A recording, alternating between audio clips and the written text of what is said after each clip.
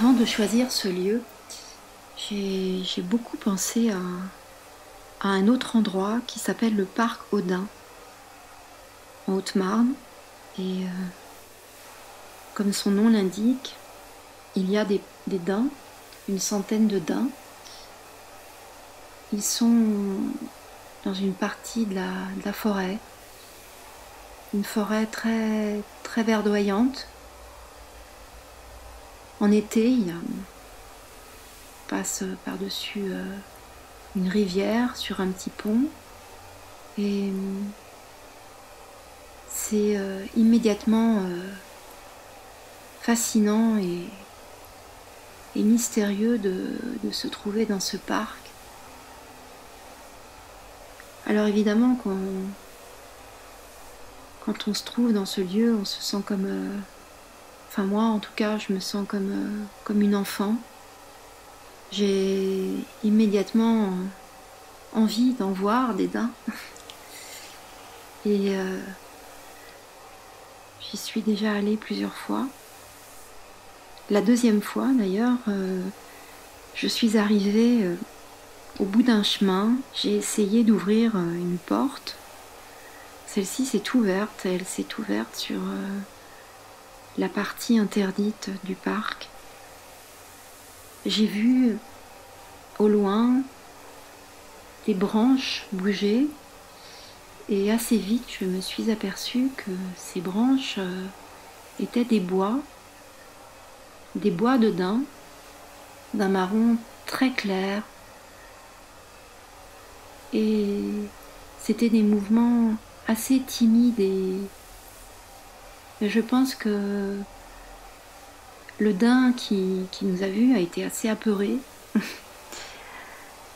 J'en ai vu un, deux, les deux se sont suivis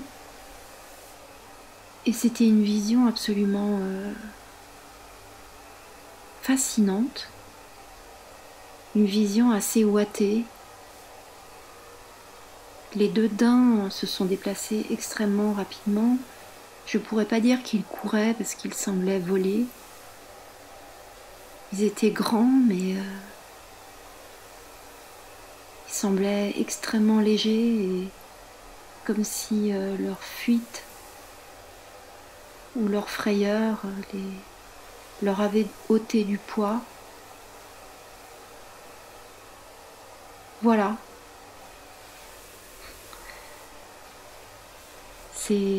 C'est un lieu qui, pour moi, est extrêmement magnétique. Donc aujourd'hui, nous ne sommes pas dans le parc Audin, mais ici, dans un salon de coiffure, le samedi 6 mars. Et ce salon est situé avenue de la République, l'avenue des manifestations. Et c'est un lieu qui m'est familier parce que précisément il représente une partie de ma vie, surtout une partie de la vie de ma mère. Ici, Nasser fait tout dans son salon. Il est apprenti, assistant, coiffeur. Il coiffe les hommes, il coiffe les femmes, il coiffe les enfants. Et il coiffe souvent à la lumière de la rue. Et je pense qu'il connaît très bien ses clients. Il les a vus grandir pour certains. Il y a des gens qui passent lui dire bonjour, qui ouvrent la porte, qui lui adressent un sourire. Et c'est réciproque. Il se demande comment ça va. Ma mère était coiffeuse et elle a eu plusieurs salons en grande banlieue. Elle a même eu un salon en Espagne. Elle a eu des coiffeuses, des apprentis, des assistantes, des coiffeurs, un salon d'esthétique.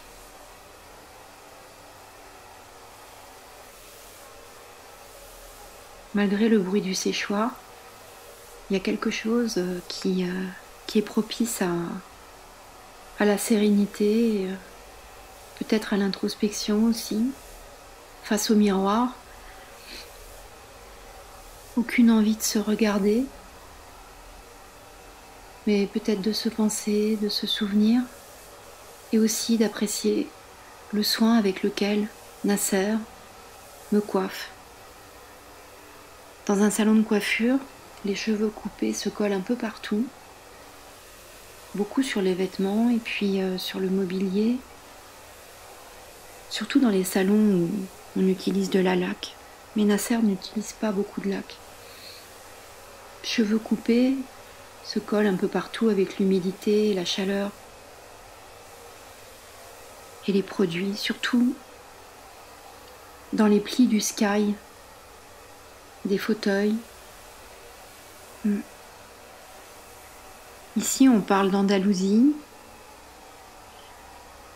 On entend de la musique classique, les grosses gueules, rires et chansons, et puis d'autres choses.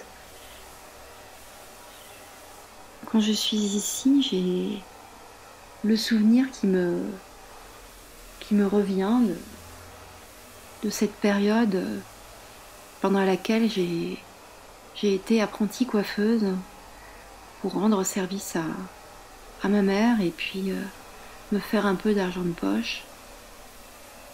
Je portais une blouse blanche avec 2 grandes poches, un peu trop grande pour moi. Je devais avoir 14 ans et j'en paraissais beaucoup moins. Et puis dans cette période, mes parents ont vaguement envisagé de partir vivre dans l'hémisphère sud, d'émigrer comme on dit, en Australie. Et puis ma mère avait vaguement esquissé un avenir professionnel pour moi, qui était celui de devenir coiffeuse à mon tour. Ça ne s'est pas fait. Depuis, j'ai toujours un peu fantasmé sur la vie que j'aurais pu mener là-bas, si j'avais été coiffeuse là-bas, dans l'hémisphère sud, coiffeuse à Sydney. Peut-être que je me serais adonnée également au surf, toujours bien aimé prendre les vagues. Aujourd'hui, 6 mars, dans l'hémisphère sud, à Sydney, c'est l'été. Le carnet de rendez-vous de Nasser est un agenda de 1993. Qu'un problème, c'est juste amusant. Aujourd'hui, nous sommes donc le samedi 6 mars 2021. Et après vérification, en 1993, le 6 mars, c'était aussi un samedi. Quand je suis ici, c'est vrai que la frontière entre les nappes temporelles, le passé, le présent, le futur, et même le fantasme, tous ces temps se chevauchent. Les frontières ont tendance à disparaître. Je ne peux même pas imaginer qu'on puisse mettre de l'ordre dans tout ça.